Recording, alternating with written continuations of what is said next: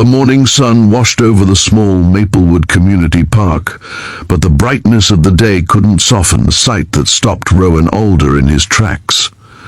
A young woman sat hunched on the far bench near the fountain, her arms wrapped tightly around herself as though trying to hold her breaking pieces together. Her shoulders trembled visibly, her breath came in quick stutters, the cracked screen of her phone lay beside her like a symbol of everything collapsing around her.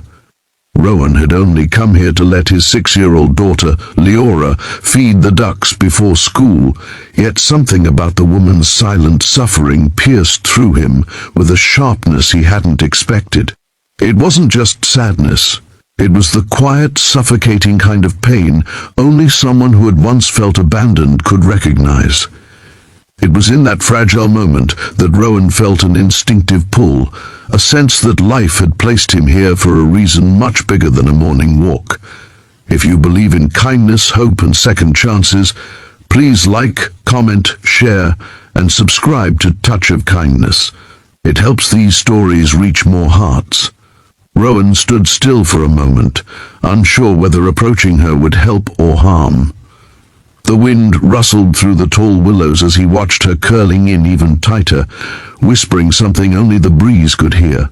Leora tugged lightly on his jacket, asking if the lady was okay, and the concern in his daughter's voice nudged him forward. He walked cautiously, leaving enough distance to show respect, but close enough to show he wasn't ignoring her pain. The world around them buzzed with morning activity, bicycles passing, joggers weaving through paths, parents pushing strollers, but somehow the woman remained in a bubble of heartbreak, untouched and unnoticed by everyone but them.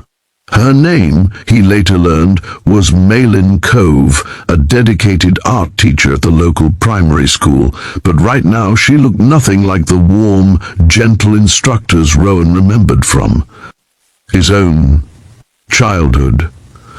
Her clothes were wrinkled, her hair still messy from the frantic way she had run her hands through it, her eyes swollen and red. And before he could say anything or even take another step, she cried out through her tears that she was hurt and just needed to be left alone. Rowan froze, respecting her boundary, but everything in him resisted the idea of walking away. He knew too well what it felt like to break silently in public and hope someone would care enough not to vanish. Malin's life had begun unraveling less than 12 hours earlier when she discovered that the fiancé she was devoted to had been living a double life. Not only had he betrayed her trust, but he had left her with the full burden of an apartment lease, bills and months of planning a wedding that suddenly evaporated into nothing. The shock had pressed into her like a physical blow. She hadn't been able to call her family. They lived in another province and she didn't want them to panic, so she had stumbled into the park at dawn, desperate to escape the suffocating pressure inside her chest.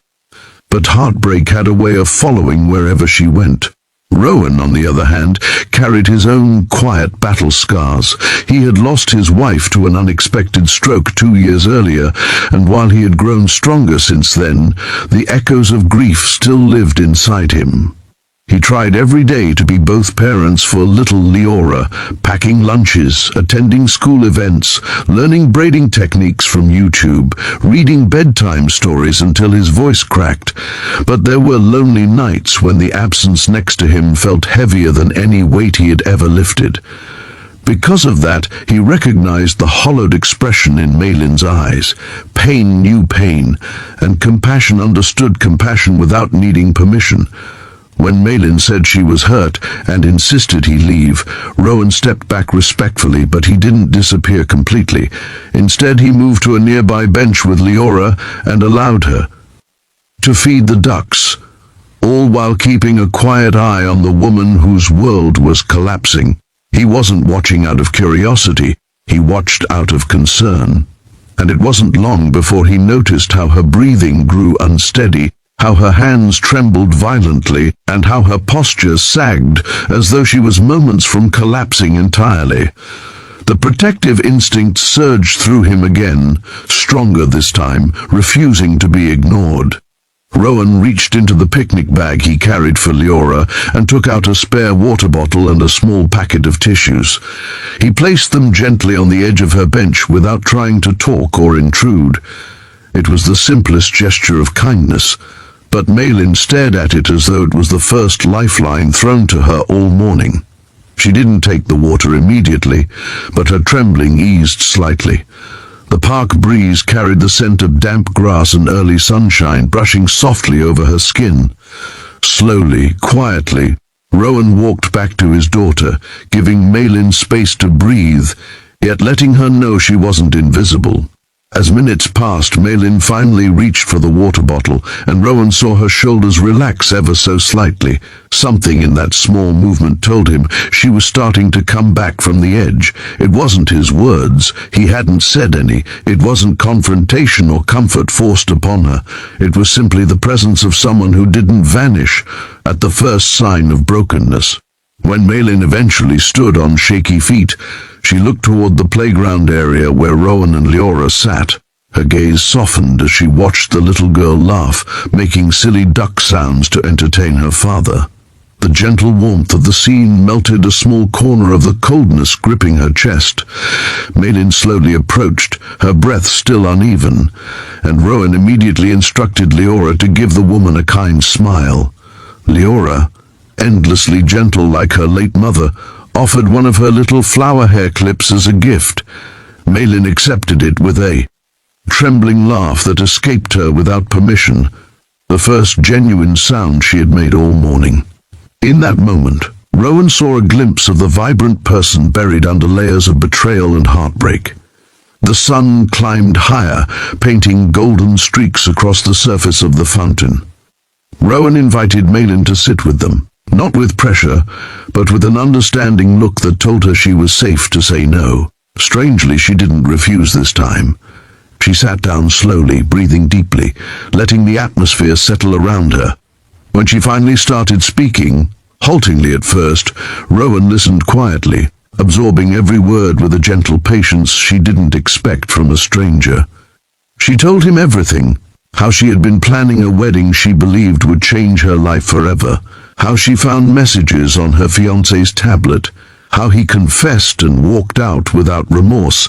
How she felt like a fool for loving someone who barely respected her. And how she didn't know how to face her co-workers or students again. The pain in her voice vibrated like an exposed nerve. Each sentence cracked slightly as though she might break apart mid-story. Rowan didn't offer cliches or quick solutions.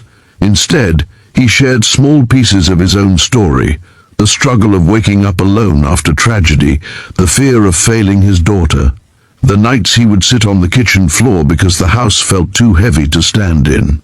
Slowly, they found common ground in loss and resilience.